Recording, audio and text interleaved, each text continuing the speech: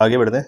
तो next thing is principle of reversibility में क्या बोला हमने, अ रे travelling along a path of refracted रे is refracted along the incident रे। तो हमने अभी जो बात बोली थी उसी बात को यहाँ पे इन्होंने स्टेटमेंट बना के दे दिया। तो उन्होंने क्या बोला कि जैसे ये मान लिया कोई प्लेन सरफेस है, ठीक है, दो मीडियम्स की, ये ऊपर वाले को मीडियम 1 बोल दिया, नीचे वाले को मीडियम 2 बोल दिया, ठीक है।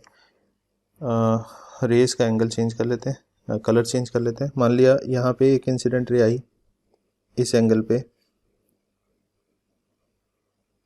और एंगल ऑफ इंसिडेंस मान लिया उसका 30 डिग्री था, ठीक है। फिर आफ्टर रिफ्रैक्शन मान लिया वो 45 डिग्री पे चली गई, ठीक है। तो फिर हमने क्या बोला कि अगर नॉर्मल पे 45 डिग्री पे अगर कोई रे इंसिडेंस कराई जाए तो वो दूसरी तरफ जाके नॉर्मल के साथ, अच्छा एक सेकेंड, दूसरी तरफ जाके नॉर्मल के साथ पक्का 30 डिग्री बना रही होगी। ये है लॉ ऑफ रिवर्सिबिलिटी का एक पार्ट, फर्स्ट थिंग, ठीक है। तो मैंने इस बात को उसी सेम फिगर में अगर मैं बताऊं तो मैं ये बोल सकता हूं कि अगर जिस डायरेक्शन में ये रे आई है उसी डायरेक्शन में उसके रिवर्स डायरेक्शन में बस अगर मैं एक इंसिडेंट रे चला दूं तो फिर वो इंसिडेंट रे की डायरेक्शन में रिफ्लेक्ट होगी, ऐसा बोल सकता हूँ, ठीक है। यही स्टेटमेंट में लिखा है, रे travelling along the path of refracted रे। तो रिफ्रैक्टेड रे के पाथ के अलोंग ट्रेवल हो रही है तो वो रिफ्रैक्ट किस डायरेक्शन में होगी, will refract in the direction of incident ray, ठीक है। यही वाली बात बोली है। अच्छा, फिर अगली चीज क्या बोली है, a refracted ray reversed to travel back along its path will get refracted back along the path of incident ray, ठीक है। तो ये वही बात है, रिफ्रैक्टेड रे अगर उसको रिवर्स कर दें, रिफ्रैक्टेड रे को अगर रिवर्स कर दें अपने पाथ पे तो फिर वो वापस से वहीं पहुंच जाएगी, ठीक है। और ये वाली बात रिफ्लेक्शन के लिए भी सही है। देखना जरा, मैंने क्या बोला कि अगर एक लाइट यहाँ पे इंसिडेंट हुई, एक रे यहाँ पे इंसिडेंट हुई, तो अगर वो रिफ्लेक्ट हो गई इस डायरेक्शन में गई है, ठीक है, तो ये मान लिया एंगल ऑफ इंसिडेंस है और ये भी आई ही होगा क्योंकि यहाँ पे रिफ्लेक्शन हो रहा है, ठीक है। तो अभी रिफ्लेक्शन बता रहा हूँ, ध्यान देना, रिफ्लेक्शन ही बता रहा हूँ। रिफ्लेक्शन में भी same he principle of reversibility valid है। तो मैंने क्या बोला, अगर मैं इसकी डायरेक्शन में अगर रिवर्स कर दूं, इसकी डायरेक्शन में एक इंसिडेंट रे चला दूं तो फिर वो पहले जो इंसिडेंट रे थी उसी की डायरेक्शन में रिफ्लेक्ट होकर निकल जाएगी, ठीक है। ये है, ठीक है। एक तो ये इंपॉर्टेंट बात होगी प्रिंसिपल ऑफ रिवर्सिबिलिटी में। उसके बाद वो बात जो हमने क्वेश्चन में करी थी, जैसे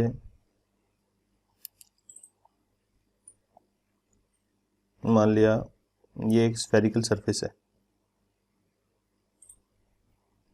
ठीक है। तो इसके ऊपर कोई भी लाइट आके इंसिडेंट हुई किधर से भी, मान लिया कलर चेंज कर लेते हैं पहले, मान लिया इधर से एक लाइट रे आई, ऐसे इंसिडेंट हुई इसके ऊपर, तो सबसे पहले हम नॉर्मल बनाएंगे। ये हमने नॉर्मल बना दिया, सेंटर से लाइन ज्वाइनिंग, ठीक है। फिर वो अपने पाथ से डेविएट हो गई, ठीक है, टुवर्ड्स द नॉर्मल, क्योंकि वो डेंसर मीडियम में एंटर कर रही है, ठीक है।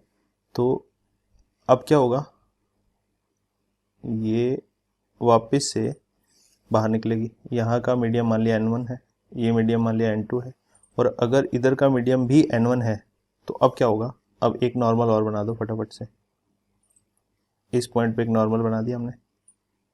तो अब ये अपने पाथ पे सीधी ना जाके क्या करेगी, away from the normal bend होएगी, क्योंकि डेंसर से रेयरर में आ रही है तो ये away from the normal bend हो जाएगी। तो अब सुनना ज़रा ध्यान से, मैंने क्या बोला, अगर ये वाला एंगल I है और ये वाला एंगल R है तो ये वाला एंगल भी R होगा, ठीक है। क्वेश्चन में मैंने ये वाली बात आपको बता दी थी, बट ध्यान देना, अब मैंने बोला कि ये वाला एंगल पक्का I ही होगा, ठीक है। तो अब मैंने बोला कि आप कहीं पे भी, जैसे ये नॉर्मल है, सिर्फ इसी पे नहीं, इस मीडियम के अंदर इन दोनों मीडियम की बाउंड्री पे किधर से भी एक इंसिडेंट रे आर एंगल पे भेज दो। जैसे मैंने इधर से आर एंगल पे एक रे भेजी, ठीक है, ये वाला एंगल मान लिया आर है इधर से, तो वो रिफ्रैक्शन के बाद पक्का बाहर जब निकलेगी तो वो अपने पास से डेविएट हो जाएगी। ये नॉर्मल है, तो डेविएट होके जिस एंगल पे जाएगी नॉर्मल के साथ जो एंगल बनाएगी वो पक्का आई ही होगा, चाहे मैं किधर भी कर लूँ, ठीक है। अगर मेरा एंगल ऑफ इंसिडेंस आर ही है हर जगह किधर भी, इधर अगर मैं इधर एक नॉर्मल बनाऊँ और यहाँ पे भी मैंने एंगल ऑफ इंसिडेंस, यहाँ पे भी एंगल ऑफ इंसिडेंस मैंने आर ही रखा, तो यहाँ पे भी बाहर निकलने के बाद डेविएट होएगी और नॉर्मल के साथ जो एंगल बनाएगी, ये नॉर्मल है, नॉर्मल के साथ जो एंगल बनाया वो पक्का आई ही बनाएगी, ठीक है। ये बात है, आई होप आपको बात समझ आ गई। जैसे मान लिया मैंने ऐसे बोल दिया, ये मेरे पास कोई ग्लास की स्लैब है, ठीक है, तो मैंने ग्लास की स्लैब में एक रे बाहर से एंटर कराई, ठीक है, बाहर चारों तरफ एयर है, ठीक है, एयर है चारों तरफ, ठीक है, पूरी, और ये ग्लास है। तो मैंने बोला फटाफट नॉर्मल बनाओ, फिर ये अपने पाथ से डेविएट होएगी टूवर्ड्स द नॉर्मल, ये डेविएट होगी, ठीक है। मान लिया ये वाला एंगल 45 डिग्री था और ये वाला एंगल 30 डिग्री है, तो मैंने बोला अब कहीं और पे जाके ग्लास से एयर में भेजो रे को। तो मैंने बोला एयर से, एयर में 45 था, ग्लास में 30 था एंटर करने के बाद, तो अगर मैं ग्लास में इंसिडेंट कराऊँ 30 डिग्री पे, जैसे मैंने बोल लिया ये नॉर्मल है, और कहीं पे भी जाके ग्लास और एयर की इन्हीं दोनों मीडियम की पार्टिंग सरफेस पे अगर मैं जो एंगल ऑफ रिफ्रैक्शन आया था उसी एंगल पे इंसिडेंस कराऊँ, तो दूसरी तरफ चाहे किधर से भी बाहर निकले वो हमेशा जिस एंगल पे निकलेगी वो पक्का 45 डिग्री ही होगा, ठीक है। ये स्नेल्स लॉ से आप प्रूव कर सकते हो, अपने आप ही आएगा, किधर भी निकाल दो आप, ठीक है। तो अगर 30 degree he angle of incidence है तो एयर में वापस निकलने के बाद 45 डिग्री पे ही निकलेगी हमेशा और हमेशा। तो ये एक शॉर्टकट की तरह आप याद कर सकते हो, बहुत सारी कैलकुलेशन आपकी बच जाएगी आगे चल के, ठीक है। तो वहाँ पे ये प्रिंसिपल ऑफ रिवर्सिबिलिटी बहुत काम आता है, जहाँ पे मल्टीपल रिफ्रैक्शंस हो रहे होते हैं, ठीक है। एक स्लैब के अंदर रे गई, फिर वापस बाहर निकल गई, प्रिज्म के अंदर गई, बाहर निकली, तो वहाँ पे स्नेल्स लॉ बार बार नहीं लगाना पड़ता अपने को, ठीक है। आई होप आपको बात समझ आ गई होगी। आगे बढ़ते हैं फिर। अभी हम कहाँ तक पहुँच गए? हमने बोला था कि बेसिक्स ऑफ रिफ्लेक्शन बहुत इंपॉर्टेंट है, तो अभी हमने यहाँ पे बेसिक्स ऑफ रिफ्लेक्शन कवर कर लिए, ठीक है, बेसिक्स ऑफ रिफ्रैक्शन कवर कर लिए। अब हमारा अगला जो पार्ट है रिफ्रैक्शन थ्रू पैरेलल स्लैब, इसकी बात कर रहे हैं, ठीक है। तो क्या होता है ये? When a light passes through a parallel slab having the same medium on both side, तो ऊपर वाला मीडियम मान लिया ये मीडियम N1 है, ठीक है, ये वाला मीडियम N2 है। अच्छा एक मिनट रुको, विजिबिलिटी बढ़ाने के लिए कलर अच्छा सा लेते हैं। ये वाला मीडियम मान लिया N1 है, ये वाला मीडियम मान लिया N2 है, और ये वाला मीडियम भी N1 है, मतलब स्लैब के दोनों तरफ सेम ही मीडियम है, ठीक है। तो अब हमने बोला कि N1 मीडियम से एक रे इंसिडेंट कराई हमने, ठीक है, वो पहले यहाँ पे देखना, यहाँ से ये रे इंसिडेंट हुई, उसके बाद ये स्लैब में एंटर हुई, ठीक है, अपने एंगल से ओरिजिनल पाथ से डेविएट होके, ठीक है, यहाँ पे एंटर हुई। उसके बाद फिर वो दोबारा से दूसरी तरफ जाके दोनों की बाउंड्री पे गिरी, तो फिर वहाँ से फिर वो अपने पाथ से, ओरिजिनल पाथ ऐसे होना चाहिए था बट वो डेविएट होके बाहर निकली, ठीक है। तो जो रे आई थी सबसे पहले इंसिडेंट हुई थी उसको बोला इंसिडेंट रे, और जो रे बाहर निकली उसको बोला इमरजेंट रे। तो इस रे का नाम है इमरजेंट रे, ठीक है। तो जिस एंगल पे ये बाहर निकलती है उसको बोलते हैं एंगल ऑफ इमरजेंस। तो ई यहाँ पे क्या है? E is angle of emergence, ठीक है। आई और आर तो सबको पता ही है, वही वाले हैं, सेम ही, ठीक है। अच्छा, तो हमने बोला कि जो एमर्जेंट रे होगी और जो इंसिडेंट रे होगी उन दोनों के बीच में लेटरली दोनों एक दूसरे के पैरेलल ही निकलेंगी अगर, ठीक है, दोनों एक दूसरे के पैरेलल ही निकलेंगी अगर दोनों साइड सेम मीडियम है, N1 N1, ठीक है। तो हमने क्या बोला, emergent ray is parallel to the incident ray, ठीक है। ये कब है, when medium on the both sides is same, ऊपर बोल रखा है हमने ये वाली बात, ठीक है। अच्छा, तो अगर पैरेलल निकलेगी तो फिर वो उससे कुछ डिस्टेंस पे निकलेगी, जिस डिस्टेंस पे निकली उस डिस्टेंस को बोलते हैं लेटरल शिफ्ट, उस डिस्टेंस को क्या बोलते हैं, लेटरल शिफ्ट, ठीक है। तो उसको डी से रिप्रेजेंट करते हैं, या फिगर आप देख पा रहे हो यहाँ पे, आपको क्लियर हो गया होगा कि लेटरल शिफ्ट क्या होता है, ठीक है। तो पहले देख लेते हैं रियल लाइफ में किस तरह से होता है ये फिनोमेना। देखना, ये ग्लास स्लैब है, ठीक है, तो ये इसकी थिकनेस है, इसको बोल दिया ये टी है, ठीक है। मतलब ऊपर या नीचे से हमने एंटर नहीं कराई, हमने साइड से एंटर कराई है, तो थिकनेस का काम ये करेगा इस बार, ठीक है, क्योंकि हमने साइड से एंटर करा रखी है। अच्छा, तो यहाँ से एंटर हुई, ठीक है, एंटर होके देखना कुछ पार्ट इसका, कुछ पार्ट तो यहाँ पे रिफ्लेक्ट हो गया, ये तो रिफ्लेक्ट हो गया, ये इंसिडेंट था। और देखना उसके बाद ओरिजिनल पाथ ये वाला था, बट वो रिफ्लेक्ट होके बेंड हो गई, तो फिर दोबारा से उसी सरफेस पे गई, फिर से बेंड हो गई, ये जो रे आई दिस इज इमरजेंट, ठीक है, दिस इज इमरजेंट रे। तो देखना ओरिजिनल रे जो थी वो इस डायरेक्शन में जा रही थी, ओरिजिनल बीम है ये, एक सिंगल रे नहीं है, ये बीम है, आप देख सकते हो ये बहुत सारी रेज हैं इसके अंदर, this is a bundle of rays, तो this is a beam of light, तो लेज़र बीम है ये, लेज़र बीम मारी जा रही है एक साइड पे, तो पूरी बीम इस तरीके से शिफ्ट हो गई अपने ही पैरेलल, तो this is called lateral shift. तो ये रियल लाइफ में इस तरीके से होता है। रिफ्लेक्शन भी साथ साथ थोड़ा थोड़ा हो रहा होता है, यहाँ पे आप देख पा रहे हो, ठीक है, बट यहाँ पे हमने रिफ्लेक्शन को इग्नोर किया हुआ है, ठीक है, क्योंकि हमें रिफ्लेक्शन स्टडी नहीं करना है, तो वो बनाने की ज़रूरत नहीं है, ठीक है, डेफिनेटली हो रहा होगा यहाँ पे। चलिए, फिर इसका कुछ फॉर्मूला होता है लेटरल शिफ्ट का, उस फॉर्मूला की बात करेंगे, लेकिन इंपॉर्टेंट बात यहाँ पे एक याद रखनी है हमें, वो हम लिख लेते हैं यहाँ पे, ठीक है। एमर्जेंट रे will not be parallel to ray of incidence if medium on the both sides, medium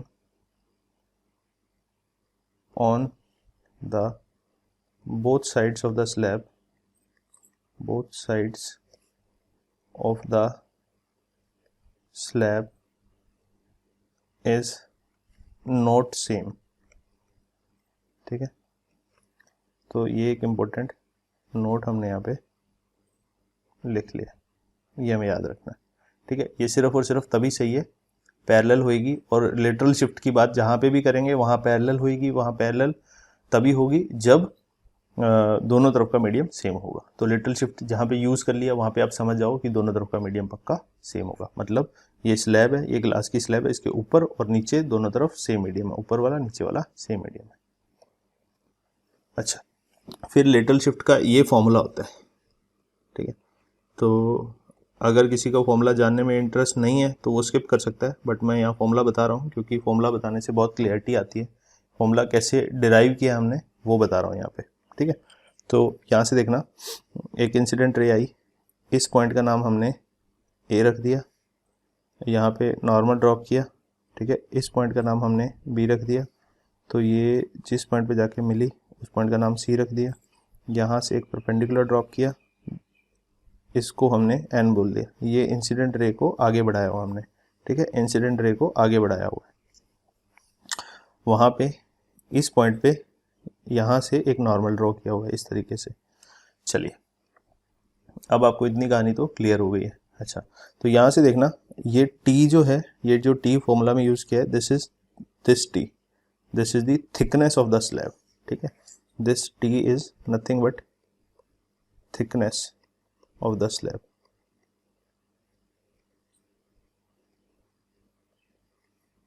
अच्छा, तो यहाँ पे आप देखना, इस फिगर में ट्राइंगल एबीसी को देखिए ज़रा, ये 90 डिग्री होगा। तो ट्राइंगल ABC को अगर मैं साइड में यहाँ बना दूँ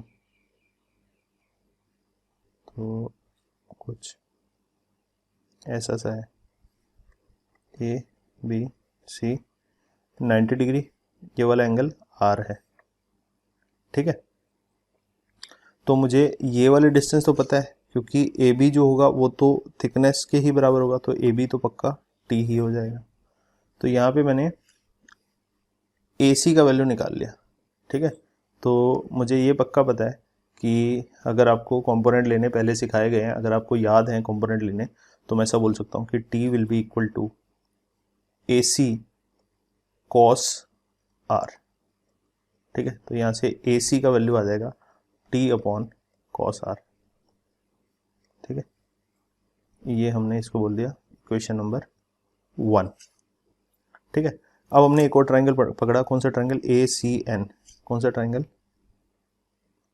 ये वाला ट्राइंगल ACN। इस वाले ट्राइंगल में आप देखना ज़रा, ओरिजिनल फिगर में देखना कि ये पूरा एंगल I है, तो ये इतना एंगल कितना हो जाएगा, ये वाला एंगल हो जाएगा I माइनस R, ठीक है। दिस इज डेविएशन, ठीक है। तो ये वाला एंगल I माइनस R के बराबर है, और AC का वैल्यू अभी अभी हमने निकाला है। तो मुझे निकालना क्या है, ये CN, यही तो लेटरल शिफ्ट है हमारा, इसी का तो वैल्यू हमें निकालना था, ठीक है। अच्छा, तो यहाँ पे मैं ये बोल सकता हूँ कि जो लेटरल शिफ्ट D है इस ट्रायंगल में, मैं ऐसा बोल सकता हूँ कि D will be equal to AC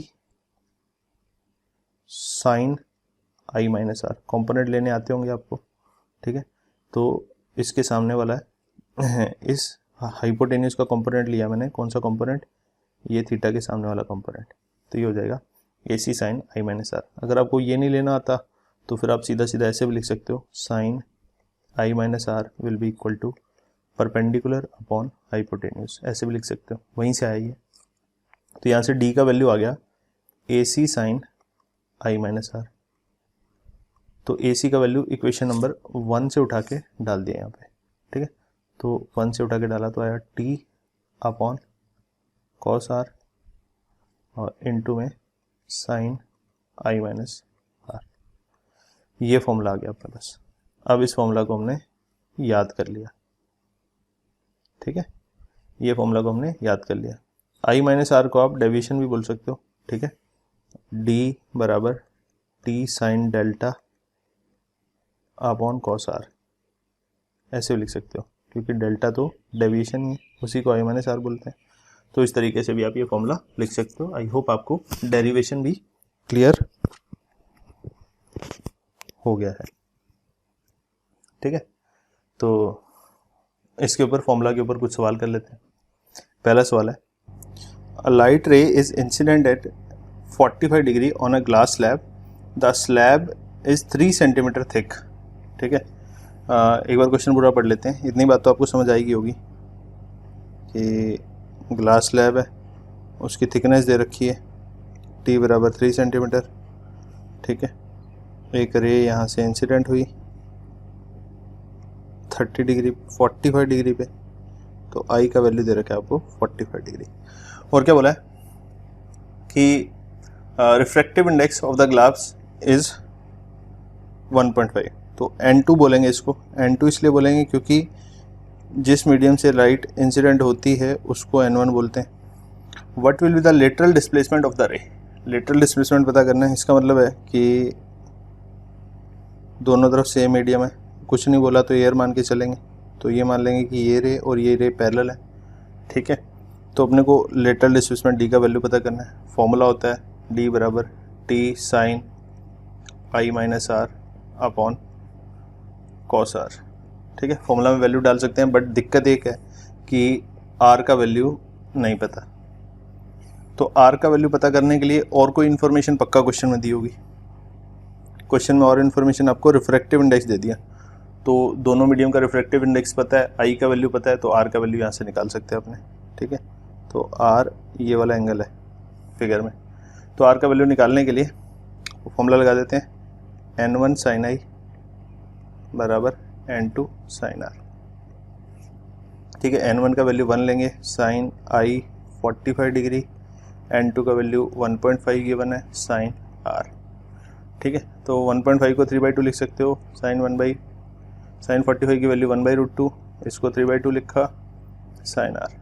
तो ये 2 इधर चला जाएगा, 3 नीचे आ जाएगा, तो अपने पास बचेगा साइन आर बराबर 2/√3। नहीं, गलत बोल रहा हूँ, √2/3 आएगा, √2/3 ये वैल्यू आ गया। ठीक है, ये वैल्यू हमने नोट कर ली, इसको बोल दिया इक्वेशन नंबर 1। अच्छा, बट अपने को आर का वैल्यू यहाँ से सीधा सीधा नहीं मिला, एंगल नहीं मिला, तो आर का वैल्यू यहाँ से साइन इनवर्स की फॉर्म में निकालना सही नहीं है, क्योंकि अपने को जहाँ डालना है वहाँ पे तो आर का वैल्यू या तो सीधा सीधा डालो, या फिर आपने ट्रिग्नोमेट्री में एक फॉर्मूला पढ़ा होगा, साइन ए माइनस बी बराबर sign A cos B minus cos A sine B. ठीक है, तो यहाँ पे ए का काम आई कर रहा है, बी का काम आर कर रहा है, तो यहाँ पे sine I minus R will be equal to sine I cos R minus cos I sine R. ठीक है, फिर यहाँ पे sine I cos R, I का वैल्यू तो पता है, साइन आई कॉस आई तो आ जाएगा, लेकिन साइन आर का वैल्यू डायरेक्ट पता है, कॉस आर का वैल्यू पता नहीं है। तो कॉस आर का वैल्यू कैसे पता करेंगे साइन आर की हेल्प से? एक तो आपके पास सीधा सीधा फॉर्मूला होता है, कॉस आर का फॉर्मूला होता है कॉस स्क्वायर आर बराबर √1 माइनस साइन स्क्वायर आर, वहाँ से निकाल सकते हो। ठीक है, दूसरा ट्राइंगल बना के निकाल सकते हो। तो ट्राइंगल वाला मेथड सिखा रहा हूँ क्योंकि वो ज़्यादातर जगहों पे वही यूज़ करेंगे। ठीक है, तो अपने को दिक्कत है कॉस आर पता करने की, तो मैं आपको एक तरीका बताता हूँ। एक राइट एंगल ट्राइंगल बनाओ। ठीक है, तो जो भी एंगल आपके पास साइन और कॉस का वो आर है, तो उनमें से कोई भी एक एंगल को आर बना दो। ठीक है, 90 के अलावा एक एंगल को आर बना दिया हमने। अच्छा, अब सोचना साइन आर दिया हुआ है, तो साइन आर क्या होता है?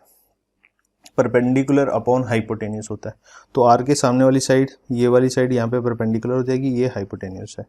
ठीक है, तो यहाँ पे √2/3 लिखा हुआ है, तो सीधा सीधा सामने वाली साइड को √2 और हाइपोटेन्यूस को 3 लिख दो, तो आप पाइथागोरस की हेल्प से इसका वैल्यू निकाल पाओगे। ठीक है, बेस निकाल पाओगे, तो बेस का वैल्यू यहाँ पे आएगा 3 का स्क्वायर माइनस 2, तो ये √7 आ जाएगा। ठीक है, तो यहाँ से अब आप कॉस आर का वैल्यू लिख सकते हो। √7 कैसे आया? 3 का स्क्वायर माइनस √2 का स्क्वायर विच इज़ 2, और फिर उस पूरे का स्क्वायर रूट ले लिया इस तरीके से, तो √7 आ गया। ठीक है, इस तरीके से। तो यहाँ से अब कॉस आर का वैल्यू लिख सकते हो आप। कॉस आर का वैल्यू हो जाएगा √7/3। ठीक है, √7/3। ये कैसे आया? Base upon hypotenuse. ठीक है, तो अपने पास साइन आर का वैल्यू भी है, कॉस आर का वैल्यू भी है, तो सारी वैल्यूज डाल सकते हैं। अच्छा, अब अगले पेज पे चलते हैं, वैल्यूज डालना सीखते हैं।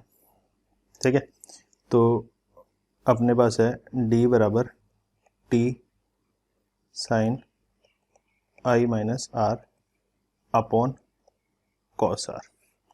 ठीक है, तो t का वैल्यू थिकनेस है 3 सेंटीमीटर दिया हुआ है, ये डाल दें यहाँ पे।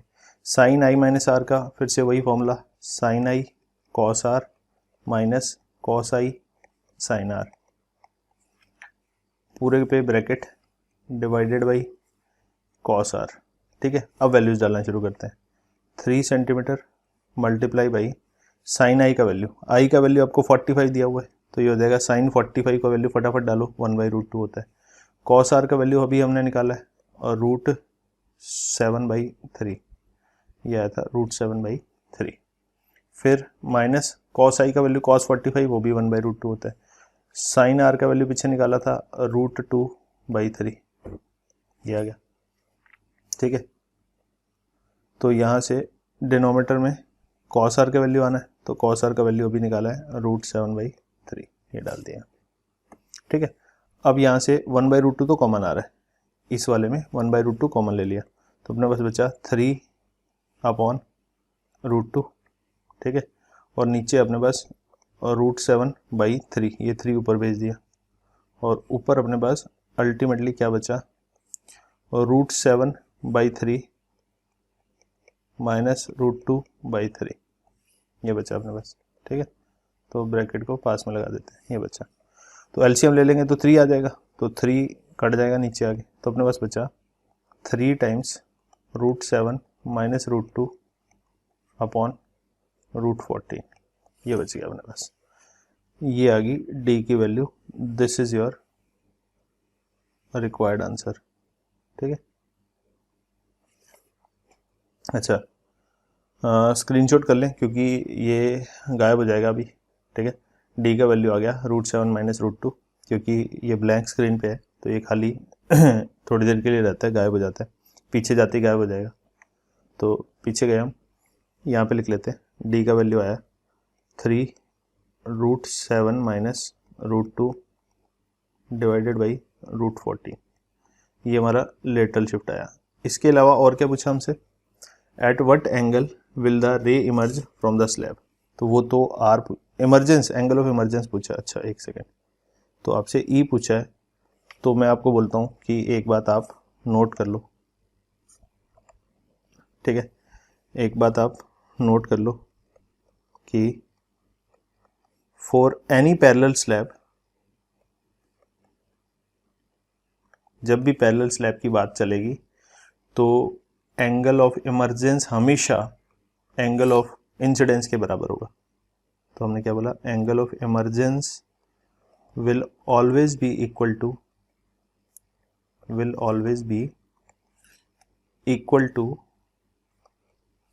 Angle of incidence. ठीक है, ये हमने बोल दिया, यानी कि ई जो आएगा वो हमेशा आई के बराबर आएगा। किसके लिए, पैरेलल स्लैब के लिए। ठीक है, वैसे हमने देखा था सर्कल के लिए भी सेम ही आ रहा था। ठीक है, तो उस मतलब सर्कल नहीं, सॉरी स्फीयर के लिए भी सेम ही आ रहा था, बट पैरेलल स्लैब के लिए भी यही वैल्यू आएगा। तो आप ये वाली वैल्यू याद कर लें। ठीक है, एंगल ऑफ इमरजेंस का वैल्यू हमेशा एंगल ऑफ इंसिडेंस के बराबर आएगा।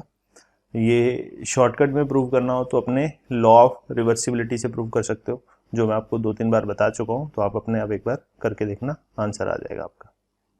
ठीक है, तो आगे बढ़ते हैं फिर। अगला सवाल है, फाइंड द लेटरल शिफ्ट, फिर से लेटरल शिफ्ट पूछा है, ऑफ अ लाइट रे while it passes through a parallel glass slab. ठीक है, तो ऑफ थिकनेस 10 सेंटीमीटर, तो इस बार टी का वैल्यू दे दिया 10 सेंटीमीटर। इस बार सीधा सीधा बिना फिगर बनाए करने की कोशिश करें, देखते हैं एक बार। The angle of incidence of air वो दे रखा है 60 डिग्री। ठीक है, and the angle of refraction is given, R का वैल्यू 45 डिग्री। अब तो सीधा सीधा ही निकल जाएगा, क्योंकि ये तो फॉर्मूला बेस्ड क्वेश्चन है, क्योंकि इसमें तो सब कुछ गिवन है, आई भी दे दिया, आर भी दे दिया। तो सीधा सीधा फॉर्मूला में वैल्यू डालो। टी की जगह डाला 10 sine I 60 degree minus R का value 45 degree divided by cos R, cos 45 degree.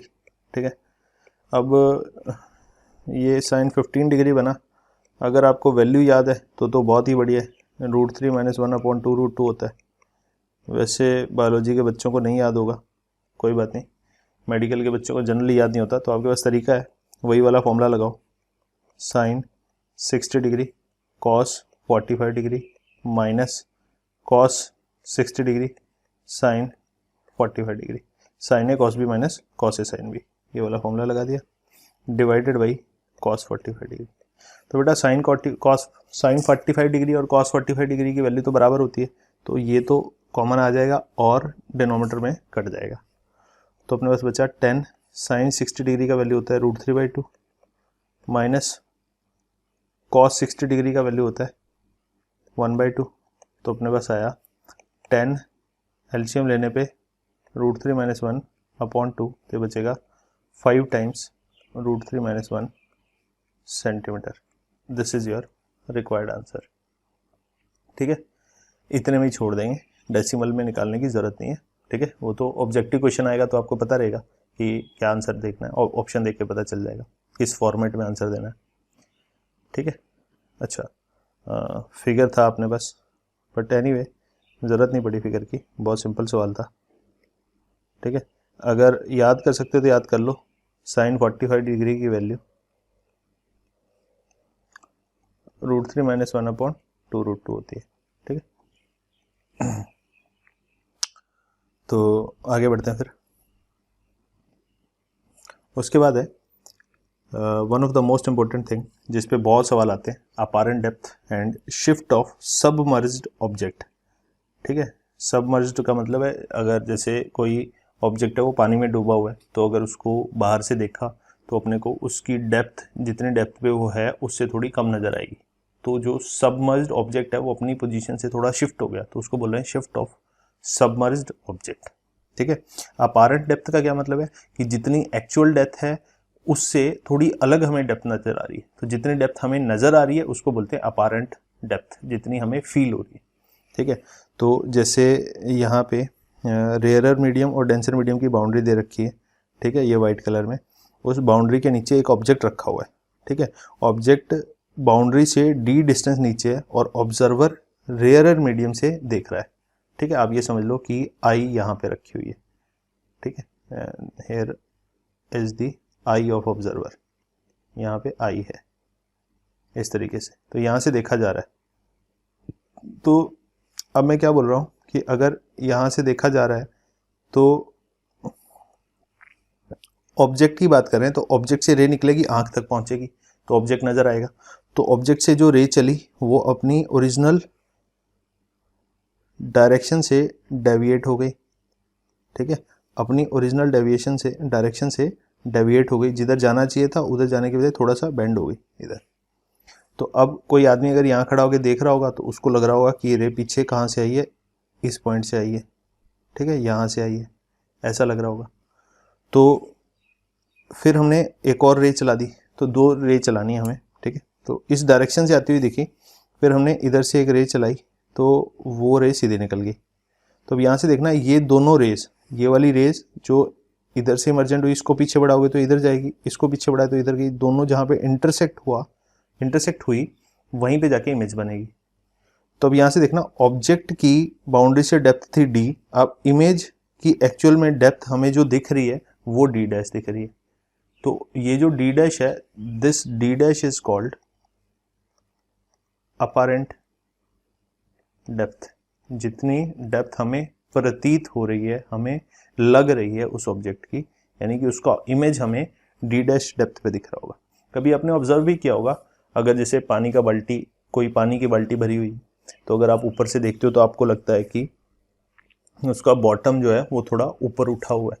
ठीक है, अगर किसी ने नोटिस किया हो तो ये, अगर पानी का गिलास भरा हो उसको भी देखते हैं तो अंदर बॉटम हमें ऐसा लगता है थोड़ा सा पास है, गिलास एक्चुअल में थोड़ा सा छोटा नज़र आता है। अंदर से देखते हैं तो, बाहर से देखते हैं तो बड़ा दिखता है। अगर किसी ने नहीं ऑब्जर्व किया तो घर जाके किचन में जाके करना। ठीक है, पानी भरना गिलास में और देखना उसके अंदर से देखना और बाहर से देखना, आपको लगेगा कि अंदर से छोटा दिख रहा है, बाहर से उसकी डेप्थ ज़्यादा नज़र आ रही है। ठीक है, तो इसी को डी डैश बोलते हैं। और जो दोनों का डिफरेंस है डी माइनस डी डैश, उसी को बोल देते हैं शिफ्ट। ठीक है, यही शिफ्ट हो गया। अच्छा, तो यहाँ पे शिफ्ट का एक फॉर्मूला होता है। ठीक है, वो अपारेंट डेप्थ पहले निकाल लेते हैं, वो कैसे आएगा। अपारेंट डेप्थ डी डैश को हम कैसे लिखते हैं, D dash is given by D upon N relative.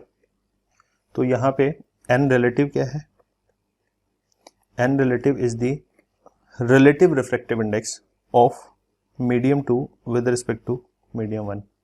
ठीक है, तो यहाँ पे मीडियम 2 किसको लेना है, जहाँ पे ऑब्जेक्ट रखा हुआ है। ठीक है, ये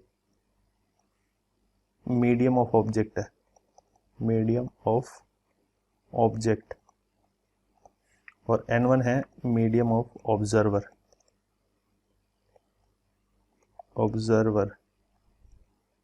ठीक है, या कुछ लोग इसको ऐसे भी लिख सकते हैं ni अपॉन nr। ठीक है, तो मीडियम ऑफ इंसिडेंस हो गया, मतलब जिस मीडियम में इंसिडेंस रे है, और मीडियम ऑफ रिफ्रैक्शन मतलब जिस मीडियम में रिफ्रैक्शन हुआ है।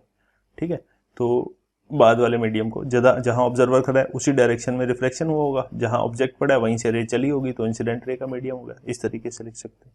तो यहाँ पे ऑब्जेक्ट यहाँ पे है तो इसको ni बोल सकते हो, और इसी को आप n2 बोल सकते हो, और जहाँ ऑब्जर्वर है उसको आप nr बोल सकते हो, और उसी को आप n1 बोल सकते हो।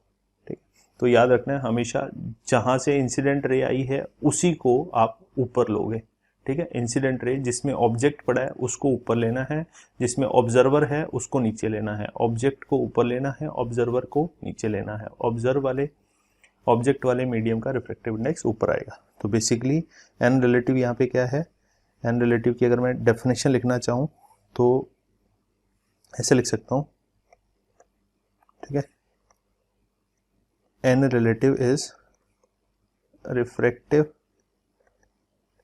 Index of medium of object with respect to medium of observer,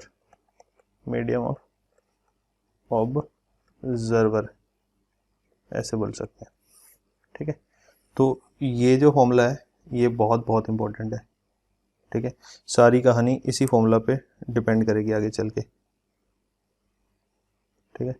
तो इसको अपने बॉक्स में बंद कर लेते हैं, हाईलाइट कर लेते हैं, ये फॉर्मूला रटना है अपने को, ठीक है। फिर एक और चीज़ है शिफ्ट ऑफ सबमर्ज्ड ऑब्जेक्ट, तो वो क्या है वो यहाँ देख लेते हैं। शिफ्ट जो आया वो हमने बोला shift is nothing but D minus D dash, तो डी माइनस डी डैश कितना आया, डी अपॉन एन रिलेटिव, तो यहाँ से डी तो आ गया कॉमन, बचेगा 1 माइनस 1 अपॉन एन रिलेटिव, इस तरीके से, ठीक है। ये आपका शिफ्ट हो गया। अच्छा, अब कोई बोले कि ये फॉर्मूला आया कहाँ से, तो इसका डेरिवेशन है वो अप्रोक्सीमेशन पे बेस्ड है, ठीक है। एक बार देख लेते हैं, ठीक है, पीछे चलते हैं एक बार। ये जो फिगर है इस फिगर को ध्यान से देखना, इसी फिगर को मैं थोड़ा सा आगे बना देता हूँ, ठीक है।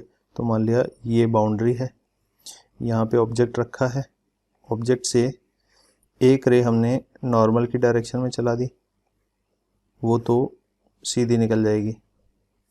एक रे हमने इस डायरेक्शन में चला दी, वो बेंड हो जाएगी, ठीक है।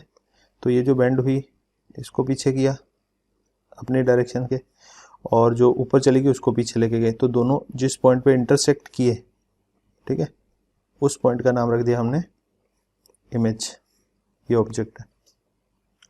अच्छा, अब यहाँ पे ध्यान से देखना, ये distance this is D dash, colour change कर रहा हूं मैं,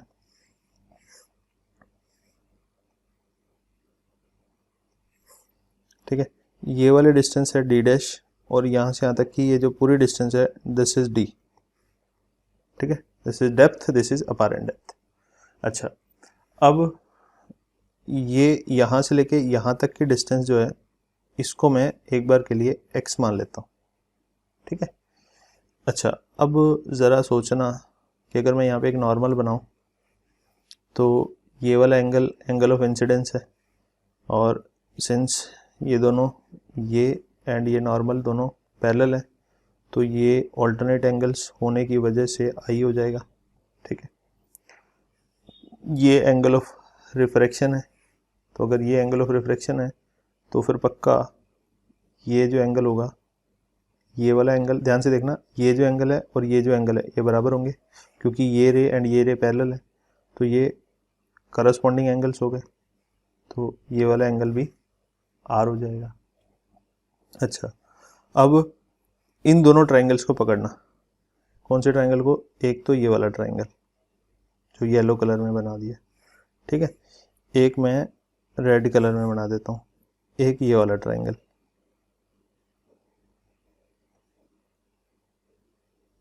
ठीक है। इन दोनों ट्रायंगल्स को पकड़ेंगे अपने। तो यहां से देखना, इन दोनों ट्रायंगल से क्या मैं इस ट्रायंगल में ऐसा बोल सकता हूँ कि tan r बराबर x upon D dash, and फिर ये जो रेड वाला ट्रायंगल है इस रेड वाले ट्रायंगल में बोल सकता हूँ tan i बराबर x अपॉन डी, ठीक है, ऐसा बोल सकता हूँ। अच्छा, अब याद करो, आपको एक चीज़ सिखाई गई थी कि sine I upon sine R is equal to n2 upon n1, तो i ये वाला है, ठीक है, तो इसी को हमने n2 माना हुआ है, ठीक है, इसी वाले मीडियम को हमने NI माना हुआ है, इसी को NR माना हुआ है, तो इसको N2 बोला था, कोई बात नहीं, मैं NI यूज़ करता हूँ यहाँ पे। तो NI नीचे आएगा और NR ऊपर आएगा, ठीक है। इसी तरीके से होता है N2/N1, ठीक है, ये फॉर्मूला होता है। तो ये स्नेल्स लॉ लगाने पे अब हमारे पास क्या आया कि यहाँ से हमने बोला कि if I and R are small, अगर I और R दोनों ही छोटे हैं तो अपने ये बोल सकते हैं कि sin I will be approximately equal to tan I and sin R will be approximately equal to tan R, ठीक है। तो ये दोनों बातें हमने यहाँ से बोली। तो फिर हमने sin I की जगह पे tan I का वैल्यू डाल दिया और sin R की जगह पे tan R का वैल्यू डाल दिया, इस तरीके से tan I का वैल्यू यहाँ डाल दिया। तो अपने पास आया x/d divided by x/d dash will be equal to nR/ni। तो यहाँ से आप क्लियरली देख सकते हो, ये बचेगा d/d will be equal to nR/ni। तो यहाँ से अपने पास आएगा d dash will be equal to d/ni/nr। ये आ गया। ये ni/nr को अपने क्या बोल सकते हैं, n रिलेटिव, इसको अपने बोल सकते हैं n रिलेटिव। अच्छा, तो ये वही फॉर्मूला आ गया जो अपने पास ओरिजिनली था। ओरिजिनली कौन सा फॉर्मूला था सॉरी, ओरिजिनली अपने पास था d डैश बराबर d/n रिलेटिव, ठीक है, यही फॉर्मूला था अपने पास, ये फॉर्मूला आ गया अपना। अच्छा, अब इस फॉर्मूला में जो अप्रोक्सीमेशन यूज़ किया है उस अप्रोक्सीमेशन से होता क्या है, ये वाली बात आप समझ लें।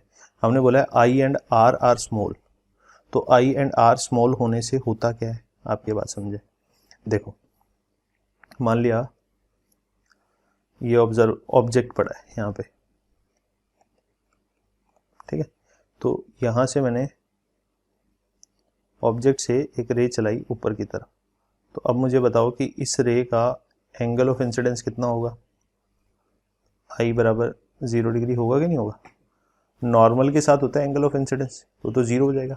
अच्छा, जैसे जैसे मैं इस रे को इधर शिफ्ट करता जा रहा हूँ, मतलब इस ऑब्जेक्ट से तो हर डायरेक्शन में रेज निकलेंगी ना, मतलब कोई ऑब्जेक्ट यहाँ पड़ा है तो रेज तो उससे हर डायरेक्शन में जा रही है। मतलब जैसे फॉर एग्जांपल एक रूम में लाइट जल रही है, उस रूम में अगर न्यूज़पेपर पड़ा है तो न्यूज़पेपर तो कहीं पे भी खड़े होकर नज़र आएगा ना हमें, तो इसका मतलब न्यूज़पेपर से हर डायरेक्शन में रेज निकल रही हैं, ठीक है। तो हम कौन सी रेज की बात कर रहे हैं वो हम यहाँ पे देख रहे हैं। तो इस ऑब्जेक्ट से रेज तो हर डायरेक्शन में जा रही है, बट हम धीरे धीरे उन रेज की बात कर रहे हैं जो जिनका एंगल ऑफ इंसिडेंस धीरे धीरे बढ़ता चला जा रहा है। अब आप यहाँ से सोचें कि इसका एंगल ऑफ इंसिडेंस क्या हो गया, ये हो गया। अगर आप और दूर ले जाएंगे, दूर वाली रेज लेंगे, तो उसका एंगल ऑफ इंसिडेंस और बड़ा हो जाएगा। और दूर लेके जाएंगे तो उसका एंगल ऑफ इंसिडेंस और बड़ा हो जाएगा। जितना दूर लेते चले जाएंगे, जितनी दूर की रेज लेंगे, उतना ही बड़ा एंगल ऑफ इंसिडेंस होता चला जाएगा। अब आप यहाँ पे ऑब्जर्व कर पा रहे हो कि I का वैल्यू लगातार बढ़ता चला जा रहा है। तो हमने क्या बोला, I स्मॉल है, इसका मतलब है कि हम दूर वाली रेज की बात ही नहीं कर रहे। तो हमने कौन सी रेज रिजेक्ट मार दी, ये जो दूर वाली रेज है। तो हमने बोला नॉर्मल के आसपास वाली रेज की बात कर रहे हैं। मतलब इसका मतलब ये हुआ कि ये वाला फॉर्मूला हम तभी लगा पाएंगे जब ऑब्जेक्ट यहाँ पड़ा है, ठीक है, और ऑब्जर्वर यहाँ कहीं से देख रहा है, ठीक है, ऑब्जर्वर यहाँ कहीं से देख रहा है। ऐसा नहीं होना चाहिए कि ऑब्जेक्ट यहाँ रख दिया और ऑब्जर्वर यहाँ से देख रहा है, इधर से देख रहा है, ऐसा नहीं होना चाहिए, ठीक है। तो लगभग ऑब्जर्वर वहीं पे होना चाहिए जहाँ पे उसके जस्ट ऊपर होना चाहिए, वर्टिकली अपवर्ड डायरेक्शन में होना चाहिए, नॉर्मल के आसपास। थोड़ा बहुत इधर उधर हो जाए चलेगा, लेकिन ऑब्जर्वर को ऐसे एंगल पे नहीं लेना। इससे होगा क्या, इससे ये होगा कि ये जो वाटर की डेप्थ है ये चेंज हो जाएगी एंगल पे, ठीक है। तो वर्टिकली वाटर की डेप्थ जो है वो चेंज नहीं होती आसपास रहने से। जितना आप दूर जाओगे वाटर की डेप्थ चेंज हो जाएगी, मतलब वाटर में ज़्यादा डिस्टेंस ट्रैवल करना पड़ेगा रे को, आँख तक पहुँचने के लिए रे को वाटर में ज़्यादा डिस्टेंस ट्रैवल करना पड़ेगा। ठीक है, तो जो वैल्यू आएगा वो फॉर्मूला का, वो जनरली हम ऐसे वर्टिकल ऑब्जर्वर एंड ऑब्जेक्ट को जॉइनिंग लाइन जो है वो जनरली वर्टिकल होनी चाहिए, यानी नियर टू नॉर्मल इंसिडेंस बोल सकते हो आप। ठीक है, यानी आई का वैल्यू बहुत छोटा होगा। उन केसेस में आई छोटा हो गया तो आर तो अपने आप छोटा हो जाएगा। ठीक है, क्योंकि आई बढ़ने के साथ साथ ही आर बढ़ता है। ठीक है, आई होप आपको इतनी बात क्लियर हो गई कि वो जो फॉर्मूला है वो सिर्फ नॉर्मल के आसपास की रेज के लिए वैलिड है। मतलब जैसे थोड़े से रीजन में इसके आसपास यहाँ से कोई रेज जा रही है तो उनके लिए वैलिड है। अगर आप ज़्यादा दूर चले गए, अगर आप इधर चले गए तो इस रे के लिए डी का ये फॉर्मूला नहीं लगा सकते, डी डैश बराबर डी अपॉन एन रिलेटिव, ये वाला फॉर्मूला वैलिड ही नहीं होगा। क्योंकि हमने इसका डेरिवेशन कैसे किया है, इस फॉर्मूला का डेरिवेशन हमने किया है आई बराबर, आई को स्मॉल लेके एंड आर को भी स्मॉल लेके। आई होप आपको इतनी बात समझ में आ गई। तो बहुत बार क्वेश्चंस में लिखा भी रहता है, ठीक है, that the observer is vertically above the object, ऐसे लिखा रहता है, या फिर ऐसे भी लिखा जाता है consider small angle of incidence, ऐसे भी लिखा रहता है। ठीक है, तो क्वेश्चन में जनरली मेंशन किया होता है। आई होप आपको कहानी समझ आ गई। अच्छा, तो पीछे चलते हैं वापस क्वेश्चन पे। अच्छा, थ्योरी पे, ये हमारी थ्योरी थी। अभी हमारे पास क्या आया यहाँ पे, अभी हमारे पास आ गया कि डी डैश का वैल्यू आ गया, तो शिफ्ट का फॉर्मूला तो यहीं से आया। तो आपको ये दोनों फॉर्मूले याद रखने हैं। इसको बोलते हैं शिफ्ट, ये फॉर्मूला रटा होना चाहिए आपको। ठीक है, और ये फॉर्मूला रटा होना चाहिए अपारेंट डेप्थ का। ठीक है, तो फिर आगे बढ़ते हैं। अब इस बार हमने क्या किया, ऑब्जेक्ट को रेयर मीडियम में रख दिया, तो फॉर्मूला तो वही रहेगा, फॉर्मूला चेंज नहीं होगा। D dash will be equal to D upon N relative, वही फॉर्मूला है। ठीक है, अपारेंट डेप्थ का तो वही फॉर्मूला है, लेकिन शिफ्ट का फॉर्मूला थोड़ा सा चेंज आएगा। शिफ्ट में इस बार आप देख सकते हो कि डी डैश बड़ा हो गया डी से, तो शिफ्ट तो हम इसको बोलेंगे ना, कितना अपनी पोजीशन से शिफ्ट हुआ, तो इस बार डी डैश माइनस डी हो जाएगा। तो shift will be equal to D dash minus D. तो डी डैश की जगह डाला डी अपॉन एन रिलेटिव, तो वैल्यू आया, एक सेकेंड, माइनस डी वैल्यू आ गया, नीचे लिख देते हैं D times one upon N relative minus one. ठीक है, तो अपने आप अब आप बोलोगे कि सर फॉर्मूला सेम क्यों है, तो मैं बोल रहा हूँ कि वो एन रिलेटिव का वैल्यू अपने आप चेंज हो जाएगा इस बार, क्योंकि इस बार इंसिडेंस मीडियम जो है वो रेयरर हो गया, तो अपने को तो एन आई इसी को लेके चलना है, तो वैल्यू तो अपने वही डालेंगे N I upon N R. But इस बार एन आई की जगह छोटी वाली वैल्यू आएगी, एन आर की जगह बड़ी वाली वैल्यू आएगी। पहले एन आई बड़ा था जब डेंसर में ऑब्जेक्ट था और रेयरर में ऑब्जर्वर था, तो इस बार उल्टा हो गया, एन आई छोटा हो गया, तो एन रिलेटिव का वैल्यू अब 1 से छोटा आएगा, पहले एन रिलेटिव का वैल्यू 1 से बड़ा आ रहा था, तो इसीलिए डी डैश का वैल्यू छोटा आ रहा था। यहाँ पे एन रिलेटिव का वैल्यू 1 से छोटा आएगा, इसलिए डी डैश का वैल्यू डी से बड़ा आ जाएगा। ठीक है, तो बाकी सेम ही चीज़ है। ठीक है, तो रे डायग्राम बनाना है तो आप यहाँ पे क्लियरली देख सकते हो कि ऑब्जेक्ट से हमने एक नॉर्मल रे चला दी, एक किसी एंगल पे चला दी, तो दोनों ही अपने पोजीशन से बेंड हुई, तो जो रिफ्रैक्टेड रेज हैं उनको पीछे की तरफ बढ़ाया, तो वो जिस पॉइंट पे जाके मिली उस पॉइंट पे इमेज बन गया। तो अपने को दिख रहा है कि ऑब्जर्वर को ऐसा लग रहा होगा कि ये ऑब्जेक्ट यहाँ पे नहीं पड़ा बल्कि यहाँ पे पड़ा है। ठीक है, तो अपारेंट डेप्थ क्या है, इमेज की बाउंड्री से जो डिस्टेंस होगी उसको बोलते हैं अपारेंट डेप्थ, ये वाली डिस्टेंस यानी डी डैश। ठीक है, और डी जो है वो ऑब्जेक्ट की एक्चुअल डेप्थ है। ठीक है, शिफ्ट हो गया, डी डैश और डी का जो डिफरेंस हुआ दैट इज शिफ्ट, ऑब्जेक्ट से इमेज का डिस्टेंस जो हो गया। ठीक है, वर्टिकल डिस्टेंस की बात करें तो ये वाला फॉर्मूला यहाँ पे ये जो वैलिड है ये भी, दिस इज ऑल्सो वैलिड। ठीक है, फॉर स्मॉल एंगल, अच्छा कलर चेंज करके लिखते हैं ये भी, this formula is only valid for small angle of incidence.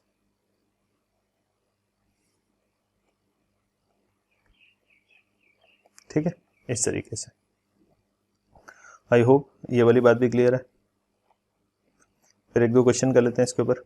Question है पहला, in the given figure an observer in air, तो ऑब्जर्वर एयर में है, sees the bottom of a beaker filled with water, तो पानी से भरा हुआ है, यहाँ पे एक ऑब्जर्वर है। ठीक है, तो ये मान लिया ऑब्जर्वर है। ठीक है, इसकी आइज बना देते हैं यहाँ पे, ये इसकी आइज होगी।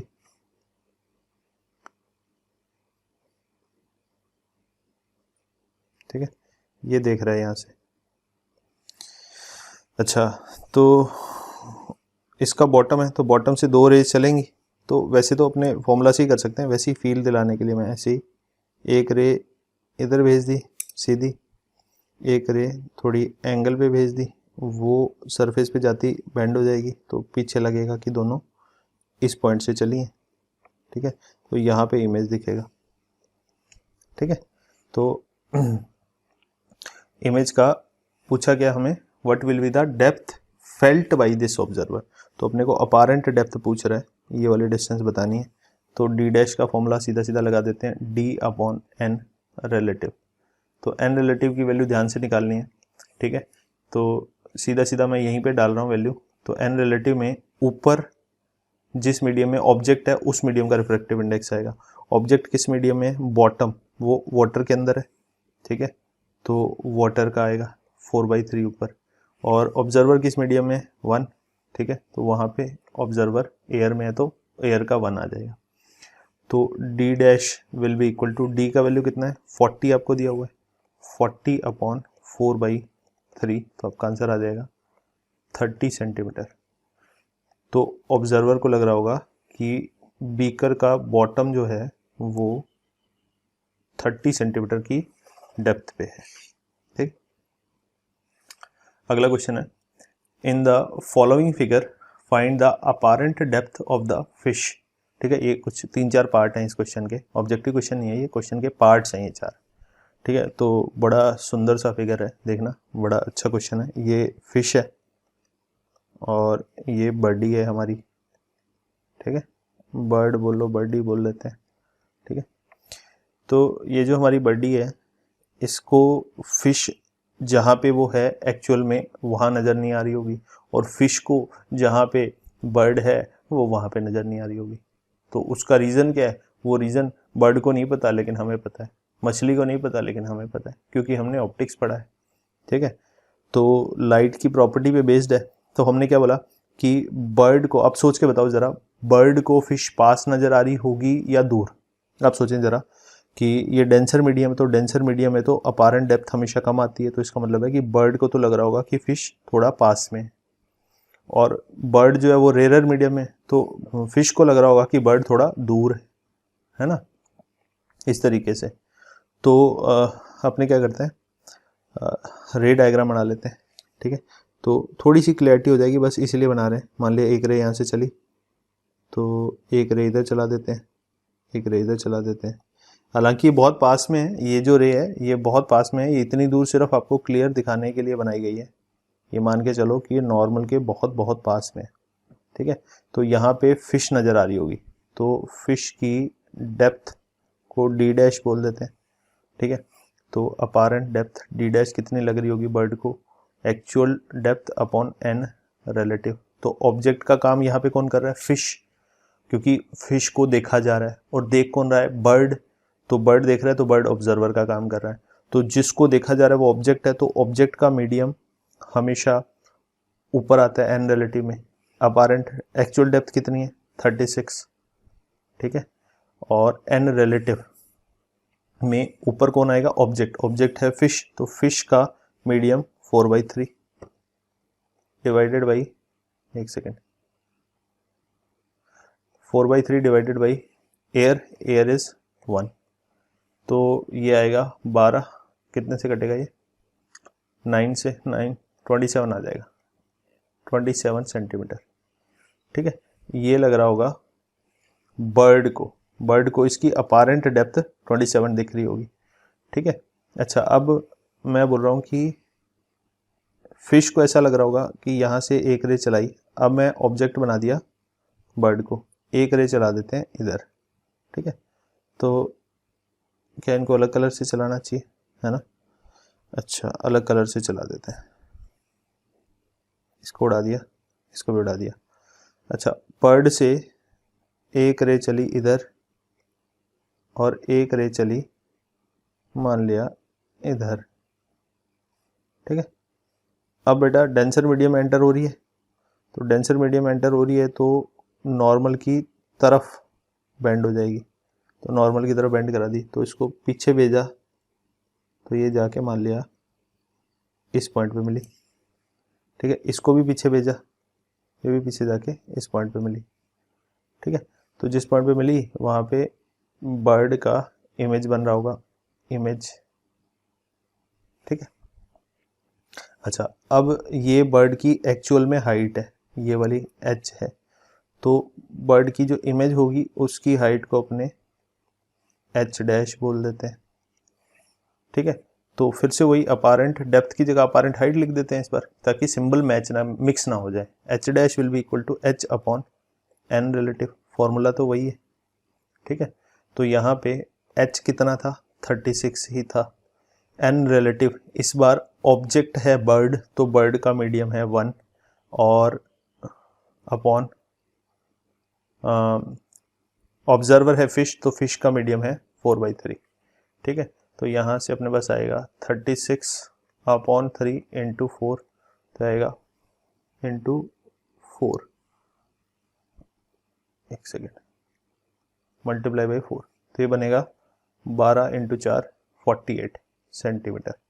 तो ये तो h डैश आ गया, मतलब फिश को लग रहा होगा कि वाटर की सरफेस से बर्ड जो है वो 48 सेंटीमीटर ऊपर है, ठीक है। तो अपने से पूछा क्या क्या है, अब देख लेते हैं। Apparent depth of the fish, तो अपारेंट डेप्थ कितनी आ जाएगी, इसका आंसर, फर्स्ट पार्ट का आंसर हो गया 27 सेंटीमीटर।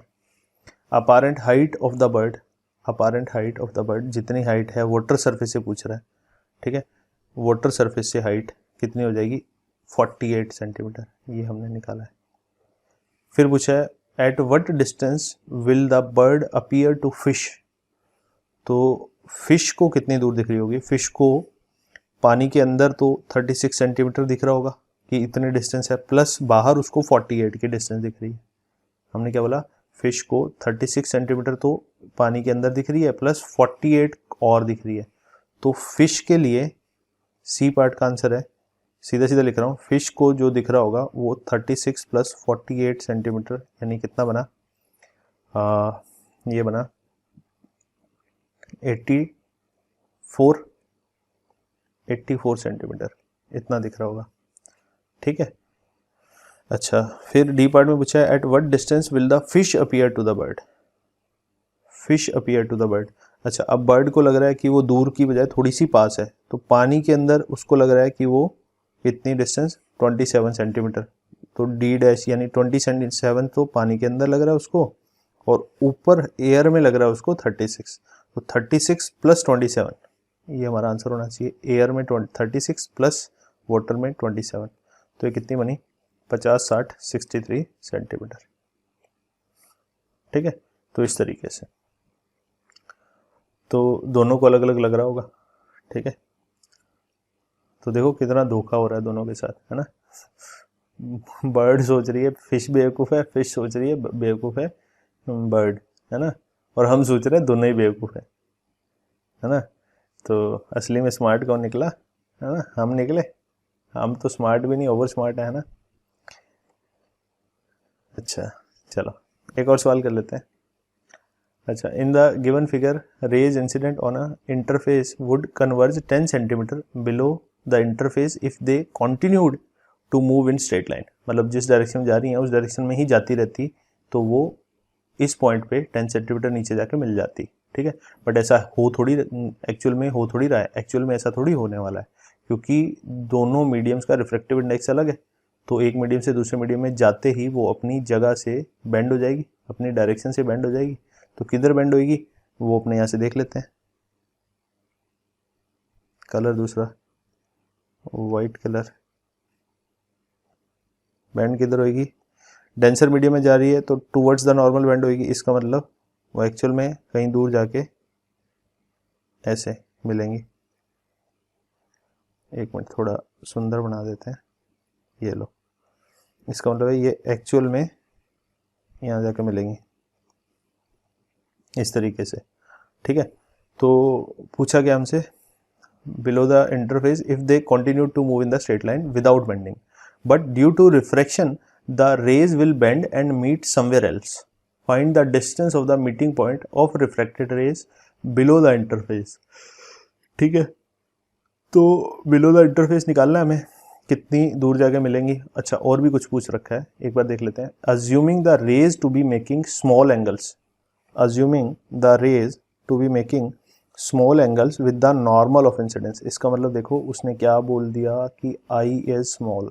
तो देखो मैंने बोला था बहुत जगह ऐसा क्वेश्चन में लिखा रहता है I small का। अब रीज़न क्या है कि आप अपारेंट डेप्थ वाला फॉर्मूला यूज़ कर सकते हो, ठीक है।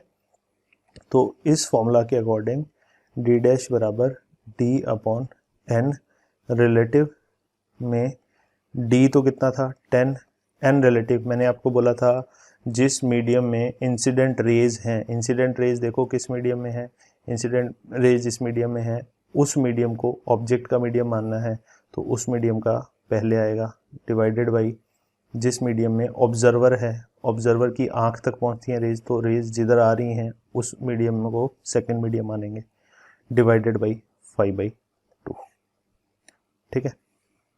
तो ये ओवरऑल बचेगा 10/2 × 5, तो ये आ जाएगा 25 सेंटीमीटर। तो बॉटम पे कितनी दूर जाके मिलेंगी 25 सेंटीमीटर नीचे, ठीक है। तो ये हमारा आंसर हो गया। आई होप आपको बात समझ आ गई है। अच्छा अब ये स्टेटमेंट का यही मतलब है, अच्छा कि ये रेज जितनी दूर हमें दिख रही है फिगर में इतनी दूर नहीं है, ये एक्चुअल में बहुत पास होंगी। मतलब क्या कह रहा हूँ कि अगर जैसे नॉर्मल है तो एक्चुअल में तो ये इधर कहीं से आ रही हैं, ऐसे इतनी पास से आ रही हैं ऐसे, ठीक है, ऐसे से आ रही हैं। लेकिन फिर भी क्वेश्चन पूछने वाले ने फिगर को थोड़ा जूम करके बना दिया, ठीक है, ताकि आपको कन्फ्यूज़न ना हो। ये बहुत पास आ रही है नॉर्मल के, बहुत पास, ये वाला एंगल बहुत छोटा है, ठीक है, ये वाली बात ध्यान रखिएगा आप, ठीक है। इतनी दूर सिर्फ क्वेश्चन को समझाने के लिए बनाया जा रहा है, रियलिटी में आई जो है बहुत स्मॉल है। अच्छा फिर हमने बोला कि ये बोला जा रहा है कि अगर ऐसा है तो ये फॉर्मूला अप्लाई करेंगे, अगर किसी क्वेश्चन में ऐसा ना लिखा हो तो क्या करेंगे।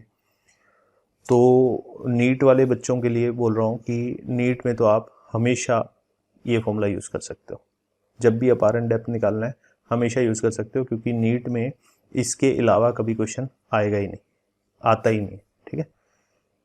और अगर कोई जेई एडवांस का बच्चा है तो उसको ये फॉर्मूला ध्यान से यूज़ करना चाहिए, ठीक है, क्योंकि जेई एडवांस तो कभी इस पे सवाल पूछेगा ही नहीं, ठीक है। तो बिल्कुल ऑपोजिट है, नीट हमेशा इसी पे सवाल पूछता है और जेई एडवांस कभी भी इस पे सवाल पूछता ही नहीं है। वो तो हमेशा और ज़्यादा डेप्थ में जाएगा और डिफ़िकल्टी बढ़ाने की कोशिश करता है हमेशा। मतलब जेई एडवांस हमेशा ये कोशिश करता है कि आप सोचें, है ना, मतलब आपकी सोचने की एबिलिटी टेस्ट करता है वो।